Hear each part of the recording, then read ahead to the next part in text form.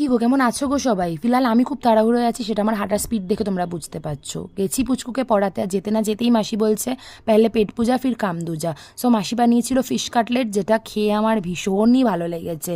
So পড়িয়ে টড়িয়ে নিয়েছি, আর পড়াতে পড়াতেই না পাশ থেকে আওয়াজ পাচ্ছি যে তৈ তৈ এসেছে। আর ইনি তো আমাকে দেখলেই খুশিতে আত্মহারা হয়ে যায়, আর এখন এত বদমাইশ হয়েছে। চেয়ারে জামা কাপড়গুলো ভাঁজ করা রয়েছে, টেনে টেনে নিচে ফেলছে। আর এখন একটু জিনিসপত্র ধরে টুকটুক করে হাঁটে, তো ওকে মোটে কোলে রাখাই যায় না, কোলে ওঠালেই চিৎকার করতে থাকে। সো যাই হোক, এখন না আমার অনেক দেরি হয়ে গেছে, আমার বাড়িতে গিয়ে আজকে প্রচুর প্রচুর প্রচুর কাজ আছে। কালকে ঘুরতে যাব গাইজ, এখনো জামা কাপড় গুছানো হয়নি। সো গিয়ে দেখছি মা অলরেডি জামা কাপড় গুছানো শুরু করে দিয়েছে, আর 9:27 বাজে। আমি কখন সব কিছু গুছাবো ভগবান জানে। ওই আলমারিতে খানা তল্লাশি শেষ হলো, মা এখন এই আলমারিতে শুরু করেছে। আর জামা কাপড় গোছাতে গেলে ঘর দুয়ার এত নোংরা হয়, দুদিনের জন্য 3টে ব্যাগ হয়েছে। ভগবান, আমি যে কি করি। যে রাতে তাড়াতাড়ি ঘুমাতে হবে, বিকজ সকালে অনেক তাড়াতাড়ি উঠতে হবে। টাটা।